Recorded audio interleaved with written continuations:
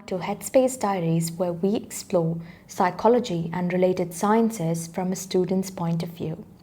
So, without further ado, let's get into today's episode, which is the psychology of stress.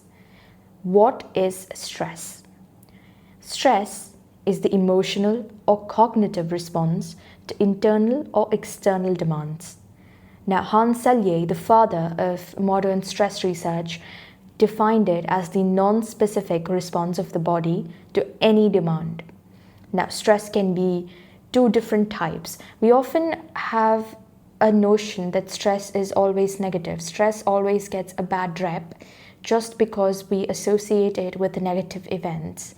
But that's not true. Stress is of two different types. You've got eustress, which is the good stress, which helps you achieve peak performance and manage minor crises. And then you've got distress, which is the bad stress. This causes the body's wear and tear. And a lot of people, they often view stress as something that resides in the environment or in the body of an individual. And I have a slightly different take on it. So I believe that stress is embedded in our daily interactions.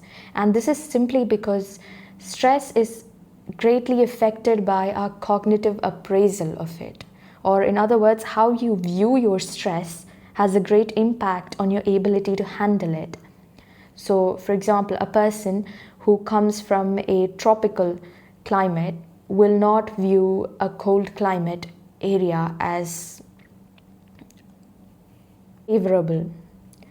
But on the other hand, a person who is born and brought up in a cold country where they have been constantly exposed to cold winds, they would not find anything stressful about the environment. But contrarily, if they were to visit a tropical country or an equatorial country, they would appraise this place as a stressful place because of the temperature. Different people have different tolerance levels for heat, noise, and other factors, and they also have different views on stress. Like I said, they also have different tolerance levels for stress. So there's different people have different capacities to handle stress, and what they view as stressful greatly impacts their ability to handle it. So now that we're talking about stress, let's talk a little bit about the symptoms and signs of stress. We've got lack of concentration, poor decision making, frantic bursts of energy, mood swings, worry, anxiety, and fear. And these are just a few handful of examples of stress. Now, there are different types of stress. You can majorly classify stress as physical or psychological. Now, physical stress, they arise from physical or environmental. You can also call it as environmental stress. It arises from the demands that change the state of our body, and whether the causes of this demand is environmental or any other physiological reason, it doesn't matter. Now, you also have psychological stress, or you can have social stress, which is generated in your mind. And some examples of it would be frustration, conflict, internal pressures, or social pressures.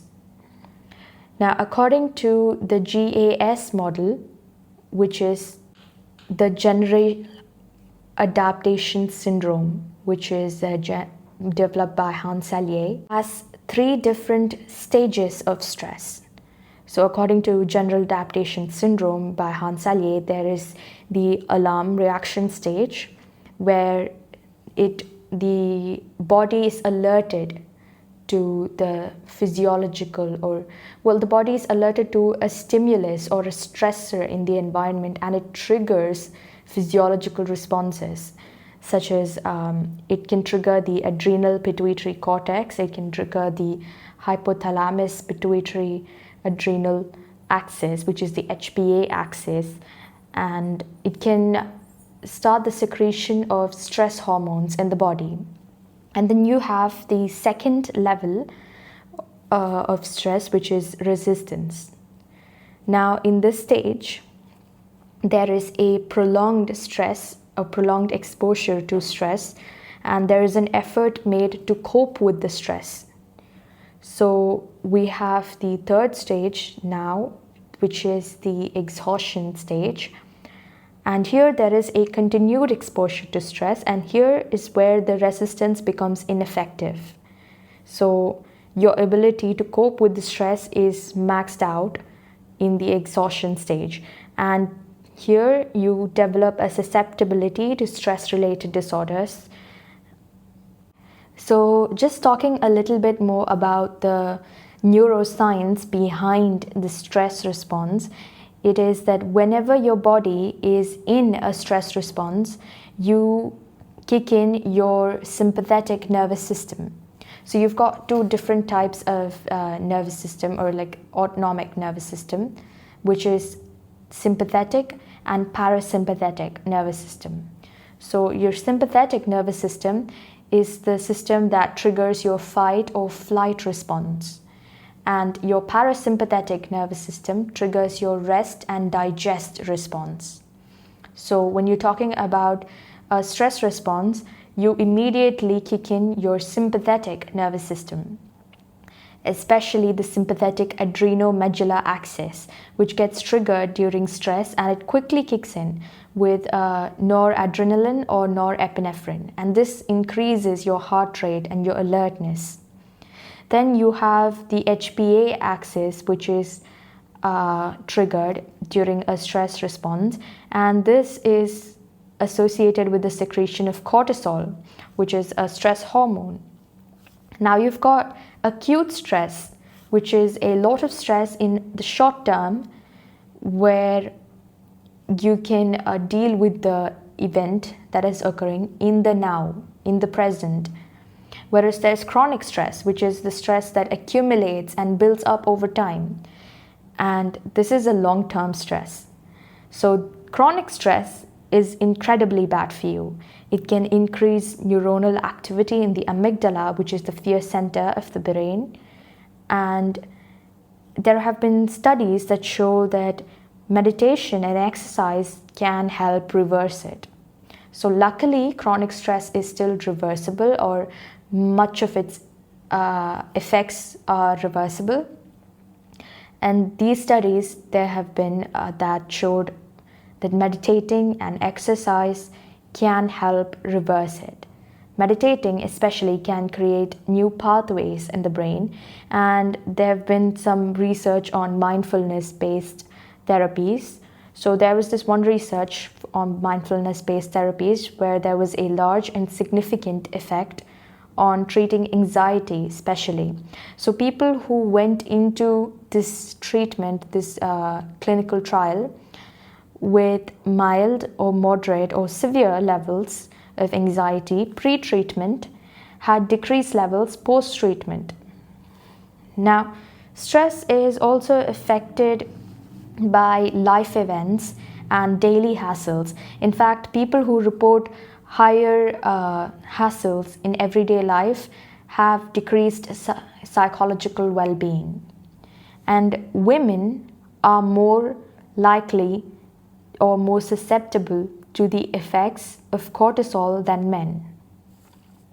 So let's look at some solutions to chronic stress, or some ways we can start unraveling the stress that's been knotting up in our body, which is by coping. So there's two ways of coping. A lot of people have a mix of both. That would be the ideal way, which is you've got problem-focused coping and emotion-focused coping. And the ideal way of coping would be having a mix of both the techniques. So you also have another strategy for coping, which is avoidance-oriented strategy. However, this is not very good for stress management. Now, when you're looking at the stress management techniques in specific, we'll be looking at relaxation techniques such as progressive muscle relaxation, deep breathing exercises, belly breathing, box breathing. There are so many different exercises that can be done. Yoga, especially pranayama, these are some of the ways that can help the body cope with the stress. Then you've got meditation. Of course, again, it's linked. You can also link it to yoga, or you can use guided meditation, but it shows that meditation is very, very effective. Research proves how effective meditation is when it comes to stress management, and especially mindfulness-based exercises are incredibly useful. Then you've got biofeedback. Biofeedback is a technique that's often used by therapists, and this can also have different methods to be used. So I'm not very familiar with this technique per se, but the technique that I do know about is when therapists use HRV, that is heart rate variability, and the client is always informed about their heart rate variability. They're asked to focus on their breath. They're taught techniques that will help them calm down, and they're given instant feedback. So they're connected to a machine that measures their heart rate, and they can see instantly what calms them down and what doesn't. So this is the method I do know about, but then there are several other methods. So it doesn't have to be a measure of heart rate variability. You can also measure, you can use electrodes, which can be attached to your head and to measure your brain activity. So it can measure various things, but the essence is that the client gets immediate feedback regarding what works and what doesn't to calm the body, and this has also been shown to be very helpful. Then there is positive visualization. Now, positive visualization, there's a lot of research that's done to positive visualization, and it shows that positive thinking, positive attitude, positive visualization can help manage stress, especially with the use of imagination. Now you also have CBT exercises, cognitive behavioral therapy exercises. Again, these would be taught to you by your therapist or psychologist. Now, some life skills that you can develop to protect against stress would be assertiveness, time management, scheduling a particular routine, and having self-care times scheduled into your routine can greatly impact the way you can deal with stress. It can increase your capacity to handle stress. And overcoming unhelpful habits can reduce further stress that can accumulate in your body, especially having proper diet, exercise, and sleep. And apart from that, you also have support systems.